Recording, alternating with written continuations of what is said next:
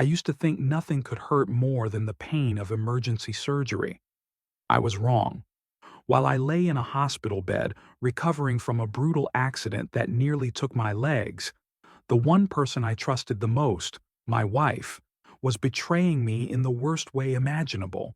She cheated on me with my best friend. This is the story of heartbreak, betrayal, and how I took my revenge. My name is Daniel. I'm 32 years old and work as a civil engineer. My job demands long hours, physical strength, and a constant presence on construction sites. It's not glamorous, but it pays the bills and gives me a sense of pride. I married Emily 6 years ago. We met in college. She was the kind of girl who lit up the room with her laugh and somehow made even the worst days feel manageable. Smart, funny, supportive, everything I ever wanted in a partner.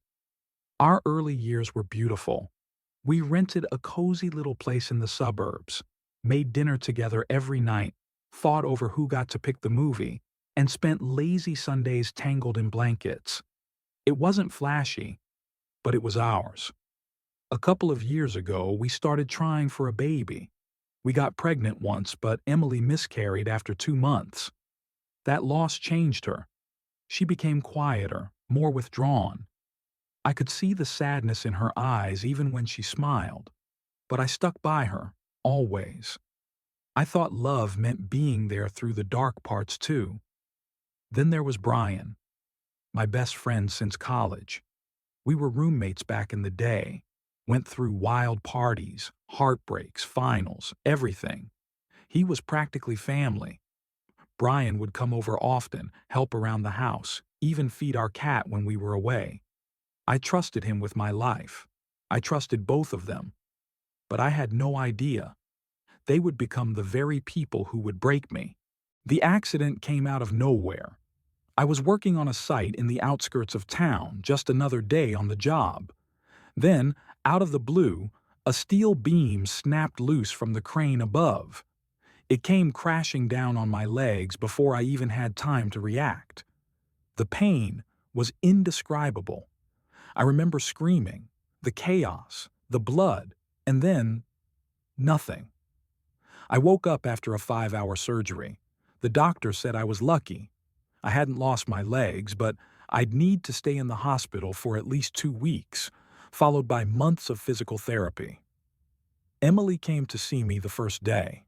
She held my hand, crying, saying how scared she was, how she'd be there for me through everything. But that promise didn't last long. The next day, she said she had to leave early for work.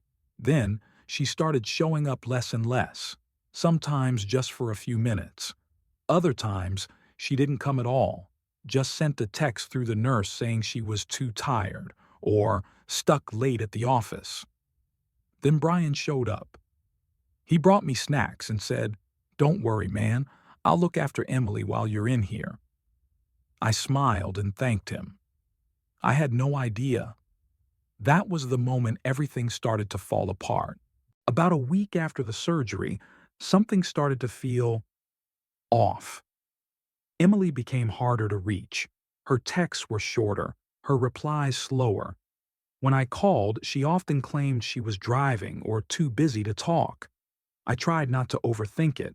Maybe she was just stressed. But then one of the younger nurses said something that stopped me cold.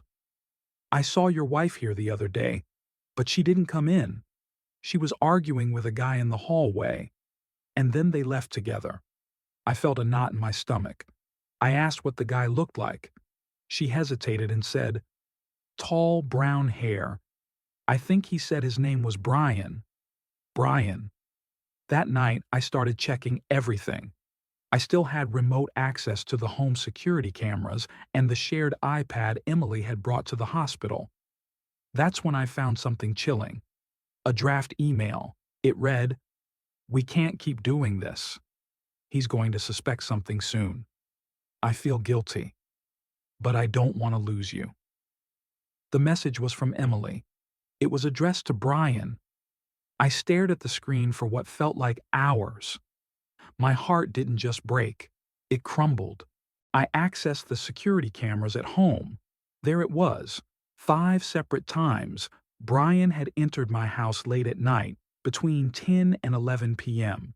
One time, I saw Emily open the door for him, in her nightgown. I called her the next day. "Did anyone come by the house last night?" I asked calmly. She hesitated. "No?" "Well, yeah, Brian dropped off some stuff you needed." I nodded, pretending to believe her. I didn't confront her. I just let it go on the surface. But inside, something inside me had broken. That night, I couldn't sleep. I watched every single clip from the security footage again. I scrolled through all the messages, revisited every little thing I might have missed. And finally, I made a decision. I wouldn't blow up. I wouldn't scream or demand answers. No, I was going to plan this out. I hired a private investigator, someone who had helped a friend of mine during a nasty divorce. Within 3 days, he sent me a full set of photos. Brian and Emily together, holding hands in the car, kissing in the parking lot of a cheap motel. One photo stood out, time-stamped 10:32 p.m. They entered the motel, 1:18 a.m. They came out.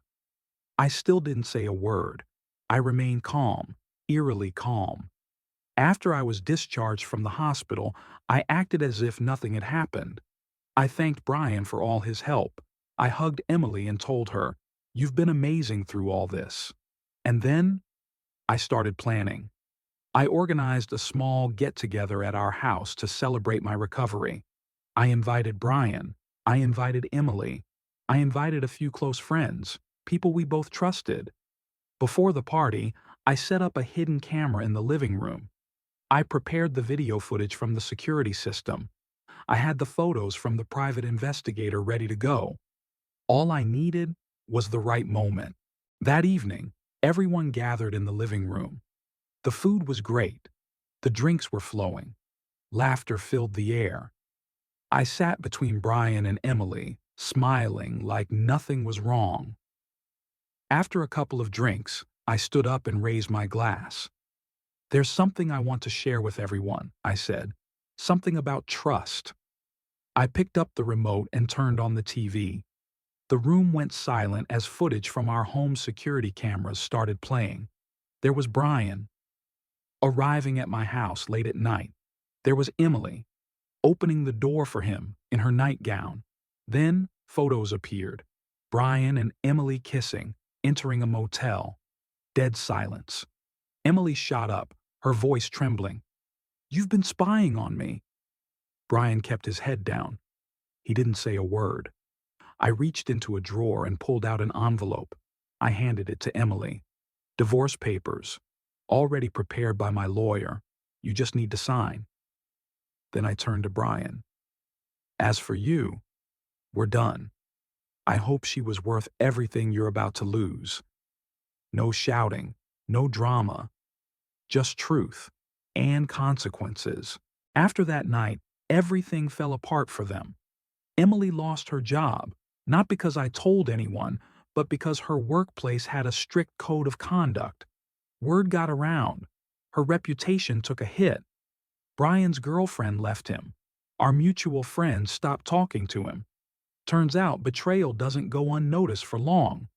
As for me, I moved to a new city, took a new job. I started going to therapy groups, practicing meditation, hitting the gym. 6 months later, I got full strength back in my legs and peace back in my soul. I don't wish them endless suffering. I don't want revenge to define me. But I do hope they remember one thing. Betrayal always comes with a cost. And me? I found myself again, stronger than ever. Subscribe my channel for more video. Thanks for watching.